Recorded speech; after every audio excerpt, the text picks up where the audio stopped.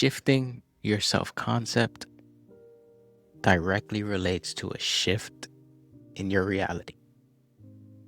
In this video, I really want to talk about why it matters to have a positive self-concept. Obviously, we just spoke about briefly, in the minute or so video, about what the self-concept is. But I want to dive deeper into how we can go about molding a different narrative about ourselves and why that directly ties into either one, why we can't manifest the things that we want, or two, why we are actually manifesting the things that we want. But primarily why we're not manifesting the things that we want. Because of the self-concept, our identity that we hold about ourselves. Think about this for a second. You can't manifest what directly contradicts your identity. So if you want to achieve a certain level of success, but your identity doesn't align with that success, you won't essentially have and reach that level of success. You need to each and every day visualize a person, create and mold an individual, that individual being you, into the person that you actually want to be, that you want to become, that is required for the success that you're looking for. There's no other way around it. It matters. It matters because I know the things that you want matter deeply to you. And if they matter deeply to you, that means there's a yearning for it. That means there's a true desire for it. That means that you may be thinking about it so much because of the impact it may have on your life. Your family depends on this success. You depend on this success. Your friends depend on this success. You have so much riding on your shoulders because you put so much on your plate, because you want to help so many people, because you want to reach these levels that will break generational curses, or that will break financial patterns that have plagued your family for years and decades and generations. You want to be that person. You want to cultivate an individual that can break those barriers. But your self-concept, your identity, just does not align with those levels. And the most important thing about identity and changing and shifting that identity is awareness. Are you aware of who you truly are?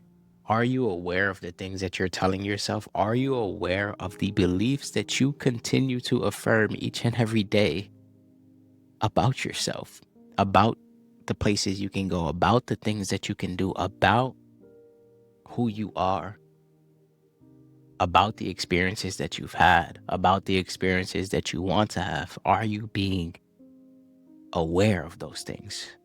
Are you one who is waking up each and every day telling yourself that you can't do something? Are you one each and every day telling yourself why you can't have something? Are you one each and every day telling yourself you can't receive this job because you're not qualified, or you don't have the experience, or they won't hire you because, or you tried that but it didn't work because it wasn't meant to be? Think about these things. Think about the thought cycles and the loops that we go through each and every day. But at the same time, I want you to imagine and assume that everything that you already have isn't what you actually have. I want you to assume and imagine the opposite. I want you to assume and imagine that you have that job. I want you to assume and imagine that you're actually making that money. You have the salary that you want. Your business is thriving. You have clients that are lined up. You have a wait list of clients that need your services. You have orders that you can't even fulfill because you're out of product. I want you to, for a second, just imagine that and assume that that is your reality. And now I want you to have inner conversations that replace the negative conversations that you've been having. The conversations that tell you you can't. The conversations that are telling you why it's not possible. The conversations that continue to lead you in a direction that is opposite of the life that you want to live.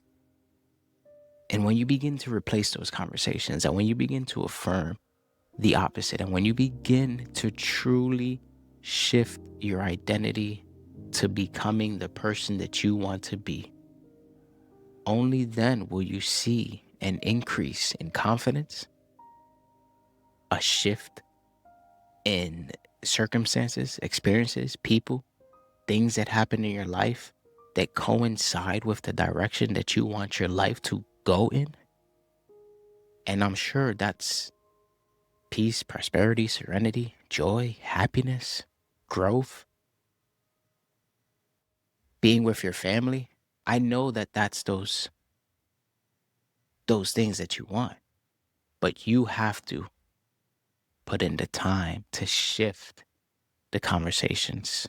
Have awareness, imagine the opposite, have those inner conversations, and do this on a consistent basis. And once you do all of that, you begin to see a shift in identity, a shift in your overall being, a shift in the momentum that you create in your life that'll bring and attract the things that you want.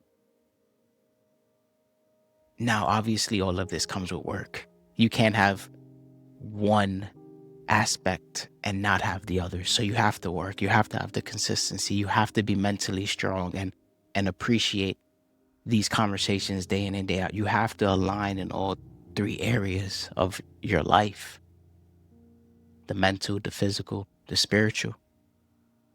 But nevertheless, your self-concept is the root of manifestation. And you have to ask yourself, who are you being? And does that align with the reality that you want to live? Think about that.